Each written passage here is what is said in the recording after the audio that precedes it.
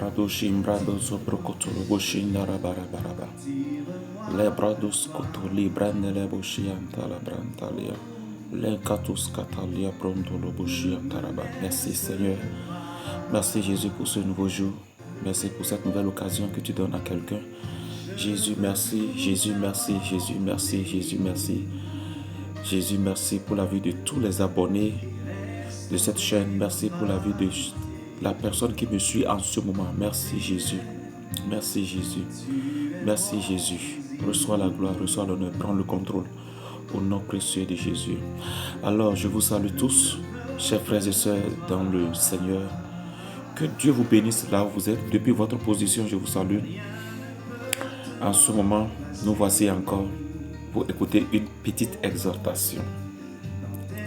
Et le thème de mon exhortation en ce jour est intitulé, le thème de mon exhortation est intitulé « La plus grande chose ». La plus grande chose. La plus grande chose. Waouh! Et cela m'amène à lire 1 Corinthiens 13. Je lis 1 Corinthiens 13 à partir du premier verset. 1 Corinthiens 13, verset 1. Quand je parlerai des langues des hommes et des anges, si je n'ai pas la charité, je suis un airain qui résonne ou une cymbale qui retentit. Alors, je viens au verset 13. 1 Corinthiens 13, verset 13. Maintenant donc, ces trois choses demeurent. La foi, l'espérance, l'amour. Mais la plus grande de ces choses, c'est l'amour. Waouh! La plus grande chose. Le thème de ce soir, c'est la plus grande chose. Et nous venons de lire ici que cette plus grande chose, c'est l'amour. Lorsque j'ai lu ce passage, je me suis dit, mais écoutez, l'apôtre Paul dit, quand je parlerai les langues des hommes et des anges, celui qui parle les langues des hommes et des anges, imaginez le niveau de cette personne. Ça veut dire que cette personne est remplie du Saint-Esprit. Cette personne a une dimension donnée dans l'esprit. Quelqu'un qui parle la langue des anges. Il dit, toute personne qui parle la langue des anges, la langue des hommes, et si cette personne n'a pas l'amour, cette personne est un airain qui résonne et une cymbale qui retentit. Et il vient citer trois choses très importantes. La foi n'est pas des moindres. Nous connaissons tous la foi. Nous prêchons la foi et nous savons que la foi est très importante pour la vie chrétienne. Nous prêchons sur l'espérance et nous savons que l'espérance est très importante pour la vie chrétienne. Nous prêchons l'amour et nous savons que l'amour est très important pour la vie chrétienne. Et l'apôtre Paul nous met ces trois choses. Il nous cite ces trois choses. Il dit, lorsqu'on dépose la foi, lorsqu'on dépose l'espérance, lorsqu'on dépose l'amour, lorsqu'on met ces trois choses dans un plateau, l'apôtre Paul a dit la plus grande de ces choses, c'est l'amour. Moi, je croyais qu'il allait dire c'est la foi. Nous connaissons tous la foi. L'importance de la foi, l'importance de l'espérance. Mais l'apôtre Paul nous dit la plus grande de ces choses, c'est l'amour. Waouh! La plus grande de ces choses, c'est l'amour. Écoutez, nous sommes dans les jours où l'amour est en train de baisser. Nous ne vivons plus l'amour. L'amour est en train de perdre sa place dans les églises. L'amour perd sa place dans les sociétés. L'amour perd sa place dans les familles. L'amour perd sa place dans les foyers. Et l'amour est en train de se refroidir. Et ça faisait partie de l'une des prophéties des derniers temps. Il est écrit dans les derniers temps, l'amour du plus grand nombre refroidira. La Bible n'a pas dit la foi du plus grand nombre refroidira. La Bible n'a pas dit l'espérance du plus grand nombre refroidira.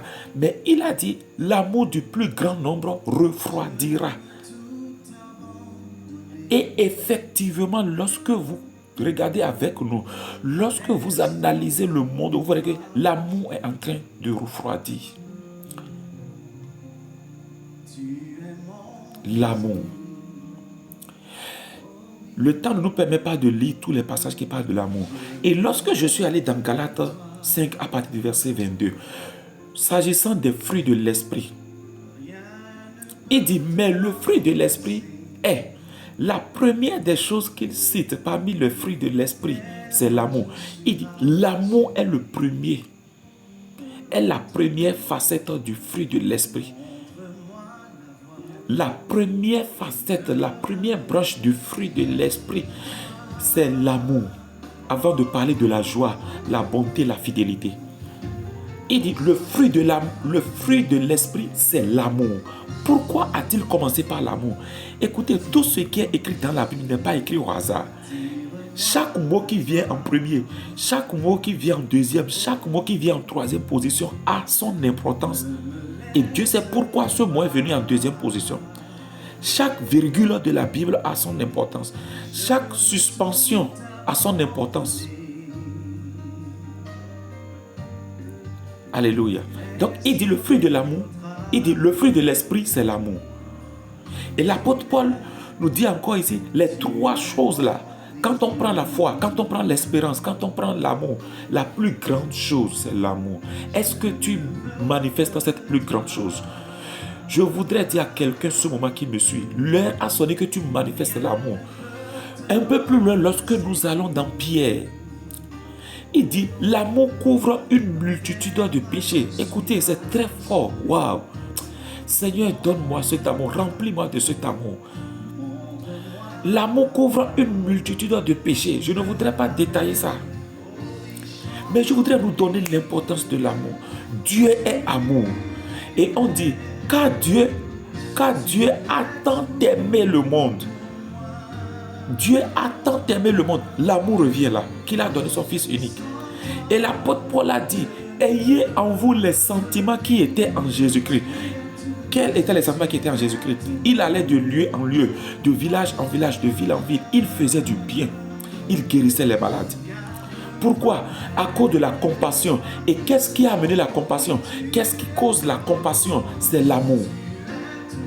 Sans l'amour, il te sera difficile de manifester les dons de puissance. Sans l'amour, il te sera difficile de plaire à Dieu.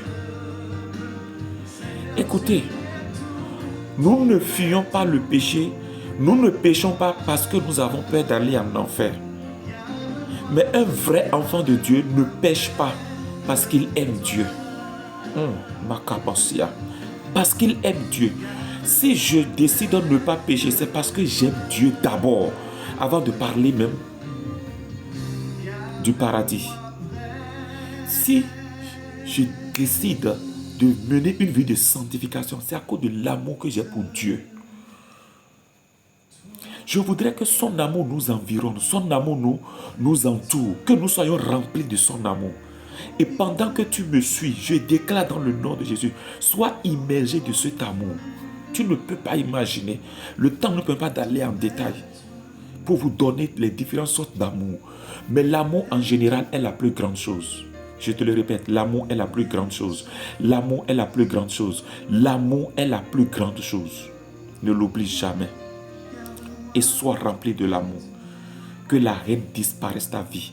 Je prie pour toi pendant que tu me suis. Au nom précieux de Jésus. Je détruis l'esprit de haine. Je détruis l'esprit de rancune de ta vie. Je déclare que l'amour de Dieu te remplisse. Au nom de Jésus. Je déclare que l'amour de Dieu te remplisse au nom de Jésus. Je déclare que l'amour de Dieu te remplisse au nom de Jésus. Que l'amour de Christ te remplisse. Reçois cette visitation au nom précieux de Jésus. Que Dieu vous bénisse. Merci de m'avoir écouté. Partagez cette vidéo. S'il vous plaît, partagez cette vidéo. Ça va faire du bien à quelqu'un. À partir d'aujourd'hui, marche dans l'amour. Marche dans l'amour. Aime Dieu plus. Aime ton entourage plus. Aime ton prochain plus. Et Dieu te fera du bien. Merci de vous abonner pour le prochain numéro. Vous ne serez pas déçus. Je vous aime très fort. C'est votre serviteur Modibo Thibaut. Que Dieu vous bénisse. Et on se dit à très bientôt. Ciao, ciao.